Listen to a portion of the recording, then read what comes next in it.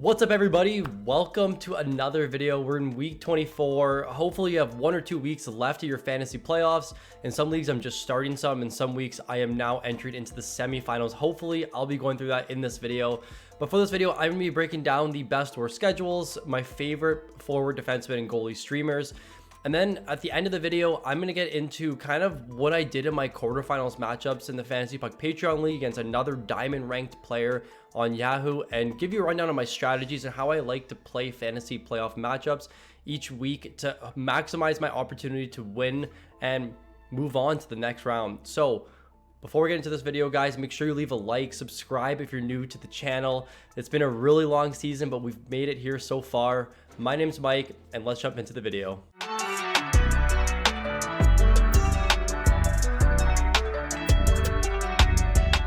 We've had some really weird schedules the last little bit, this week especially. So there's gonna be 4 off nights, but every off night there's either 1 or just 2 games played. And then on the busy nights, there's a full 14 or 15 game schedule.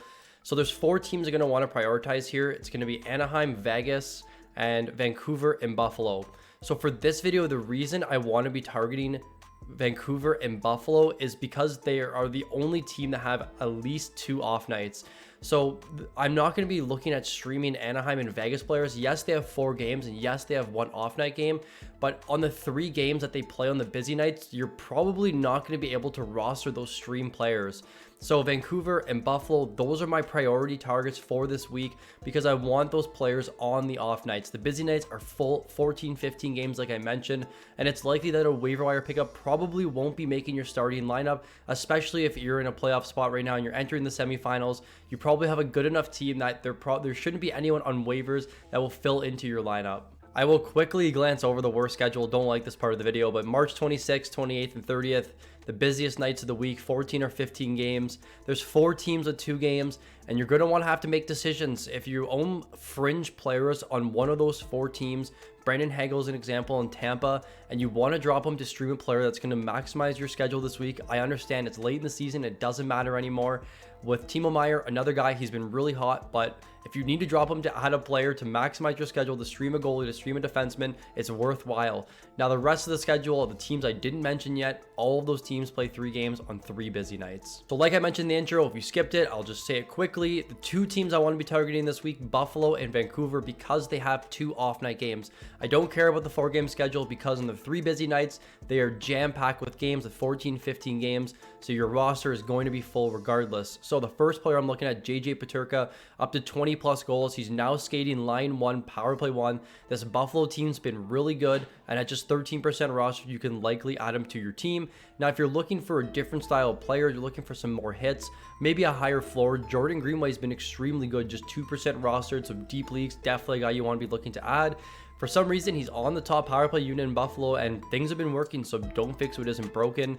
He's also getting top 6 minutes, so a very interesting stream there. Now, if you can't get to these 2 Buffalo guys, we're going to look down at this Vancouver Canucks team.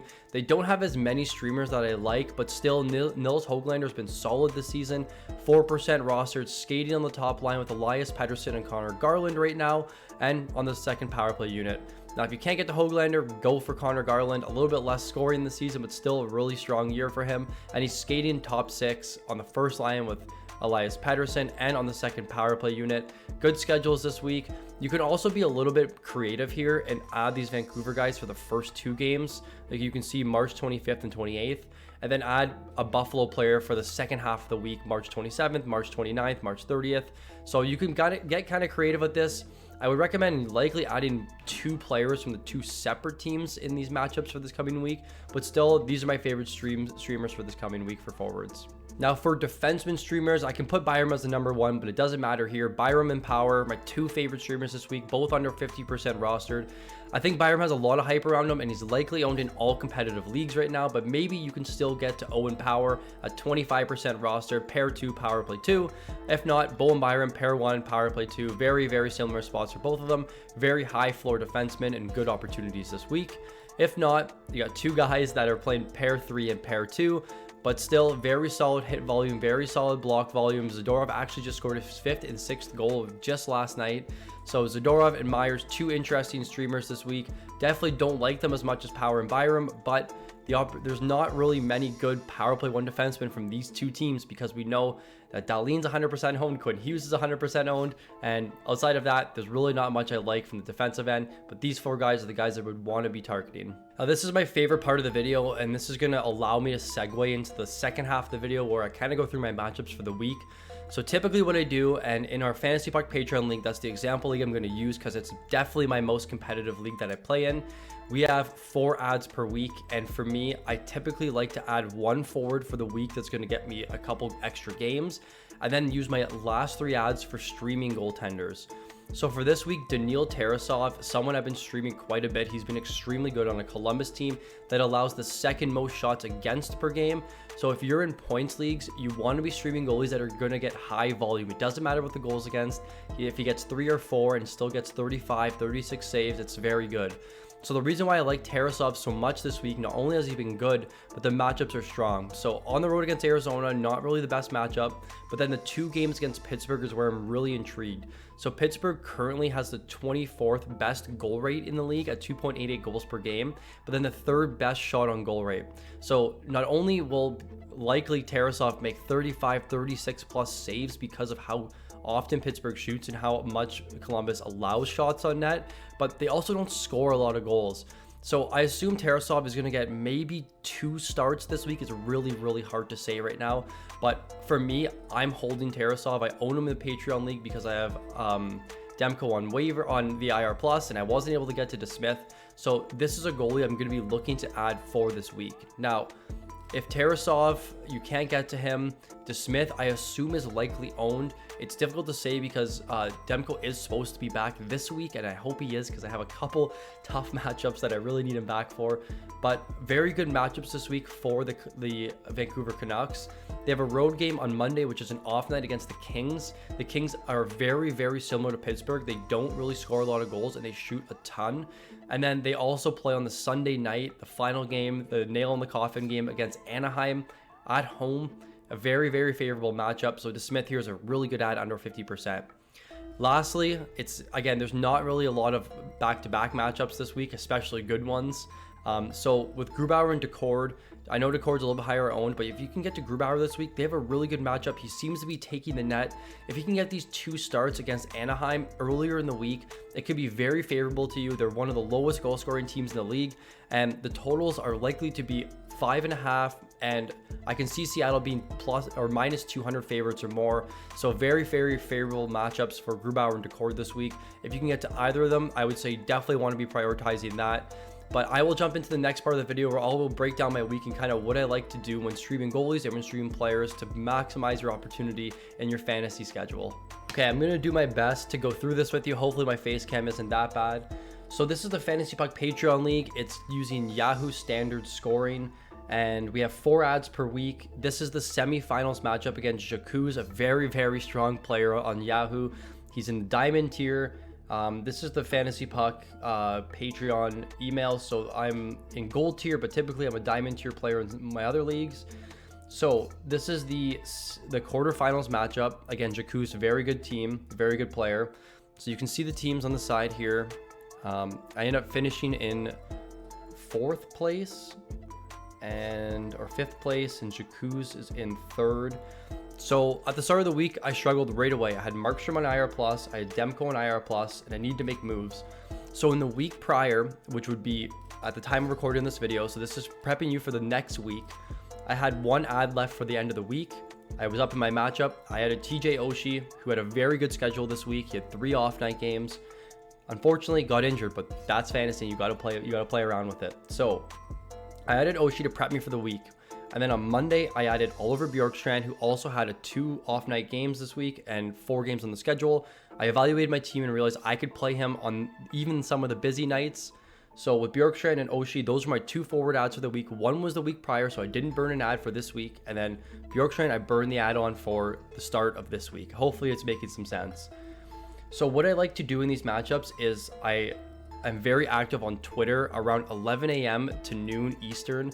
You will see when which goalies will be starting for the week or which goalies will be starting for the day. And so you can see in the first night, I had 15 points. Jacuz had 5. It was a very boring night, but the 2 guys I added for the week got me points. And then we go down into Tuesday, and this was a really busy night. My team got smoked. So Jakuz, I put up 85, he put up 82, but my goalies put up 1, which is Neil Tarasov, someone I just talked about.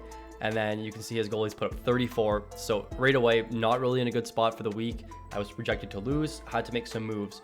So what I did here is I realized that LA has back-to-back games. They played Chicago on the Tuesday night, and then they played Minnesota on the Wednesday night, both at home. And what I like to do with my goalies is I always want to stream goalies at home. Goalies at home always will have better splits than on the road. So when you're streaming goalies, you want to make sure you're picking the home goalie over the away goalie. So what I did here was I added Riddick. We didn't know if he was going to start against Chicago or at home against Minnesota, but I went on the assumption that maybe he will start tonight against Chicago. He didn't start against Chicago. It was Talbot, so I missed the start for tonight, but I knew because of the back-to-back, he was going to be starting tomorrow at home against Minnesota. So let's fast forward to Wednesday. I'm down in the matchup and my team's struggling. I had Oshie hurt, which hurt me. He ended up putting up 18 points. I had no one else that played. And then Riddick at home. You always want the home matchups, especially when they're favorites. Ended up having a really good night. Ended up getting lucky with a shutout here. Jakuz was not happy about it, and I understand. And then he had Ingram that had let in 5 goals on the road against the Stars. So now we fast forward to Thursday, which was a couple nights ago. My team had a really strong night. I put up 99 versus Jakuz's 65. And then I streamed at the last minute Lucas Dostal. So it was between him and Hofer. Hofer was on the road against Ottawa. I noticed that Ottawa had about a 3.5 total on the Vegas lines. And then they were also favorites in the game. So I didn't want to take the goalie that was going to be an underdog in the game. And the reason why I took Dostal, not a good team, Anaheim, but they were playing Chicago, who averages just under or just above 2 goals per game. And on the road, they had just 5 wins on the season. Soderblom was in net with 4 wins. So I'm like, this is a perfect matchup for Dostal. Again, I got really lucky with the shutout here, but I played the matchup. I really like the favorable matchup of Chicago. They were projected for, I think, 2.8 goals on the game on the Vegas lines. So a very good matchup for me here. I ended up getting the shutout, which definitely boosted me ahead this week. So this was a really good swing here, up 30 points on my forwards and defense, and then an extra 25 in goaltending from just a stream for the week, so a player to add. Now go to Friday night. Mikko Rantanen, a really strong night. He carries my team. He's such a beast. And I burned my last ad for the week. So I looked ahead. Tarasov played on Friday, Columbus played Friday at Colorado, and then they also played tonight on Saturday when I'm recording at Vegas. So I knew Tarasov was for sure getting a start, which means I can drop Dostal. Jacob Markstrom's back this week, so he's going to be playing tomorrow night, which means I already have my 2 goalies for tomorrow night. I have Tarasov on the road against Vegas, and then I have Markstrom on the road against Vancouver. So I knew I had to make my last stream tonight or on Friday, and Karel Vejmelka was my ad. Again, at home against Seattle. It was a 5.5 total in the game. You can find totals anywhere I use the score for mine. And then I knew Seattle was a pretty solid matchup because they don't score a lot of goals, but they still shoot the puck. He ended up getting me a 27 save win. So my 3 ads this week, I had 1 goal against. Very, very lucky. I know Jakuz is not happy because he has Ingram, and I stole the start here by adding Vejmelka, and he still had a start left for the week. So very good matchup. And now we're on Saturday. This is today, so nothing started yet. Pretty much a full team schedule. And I can't get in Ehlers in my lineup, which is fine. I wish Oshie was healthy. But what we see here is, okay, so Hellebuck's already starting for him. I know Tarasov's going to be starting because Merzlikhin started the last night against Colorado, which is the matchup I didn't want to face. So hopefully Tarasov gets me, I'm hoping 30 plus saves and maybe 3-4 goals against. I don't like the Markstrom matchup, but Markstrom, he gets a lot of volume and he's a very solid goalie, so I'm okay with that. Now I am up. I'm projected to win by 100 right now, which is very good, so I'm in a very good spot. The reason why I didn't hold my last ad until Sunday to maybe potentially get me an ad for the week after is because in the FantasyPuck Patreon League, we have bye weeks, and the guys that are on bye have already made their ads for this week. It's something we're discussing, something we want to change, but this is kind of how you have to play it. So I'm hoping that I take the reins here against Jakuz. I have a very, very full schedule on Sunday as well with my team. So things are looking good for me. Now for next week, I'm going to start prepping, and I will likely create another video to see, you know, how the league ends up. I can go into the league here, but Whole Wheat Bacon is likely who I'm going to be playing against. He's the #1 team in the FantasyPuck Patreon League. Very, very solid team. You can see he already added Garland for this week. He already added Owen Power, 2 guys I mentioned in the video. Erickson X should be back this week, so he's going to have to likely drop one of them. I don't know what he's going to do. But yeah, definitely coming down to the wire. It's arguably my most fun league. Another diamond ranked player. It's extremely, extremely competitive. But you can see how the league kind of, I'm not sure if I can find how the league ended up, but I ended up 5th playing Jacuz. Darren, it's been a great matchup. It's been a great season so far. But yeah, I just want to give you guys an understanding of kind of how I play my matchups. Going into this week against Whole Wheat Bacon, I'm going to be looking to stream goalies as much as I can and find those holes in my lineup where I could take advantage of in week 24. But I'm very excited. I like my team a lot, and I'm happy that it's a really busy week, because when you're playing a busy week and there's not really many off nights, it's basically best players versus best players, and you can't get these really big advantages from streaming players. And I think best on best, I think I do have the best team in the league right now. So it's going to be really competitive, and I'll definitely keep everyone updated. Hopefully you enjoyed this part of the video. I know it went on for about 8 minutes now, but I just kind of want to give you guys an understanding of how I play my matchups and how to hopefully give you some advice for playing your matchups moving forward. So hopefully you took something away from this part of the video. But thank you for watching, guys. That will end this video, and that will end this segment. Leave a comment if you enjoyed this and you want to see a little bit more of how I play my matchups and how fantasy works sometimes in these really competitive leagues. But if you play competitive leagues and you're in the finals, let me know some guys, some players from your team, or some strategies that you may use that have given you the upper hand over your opponents. Thanks for watching, guys.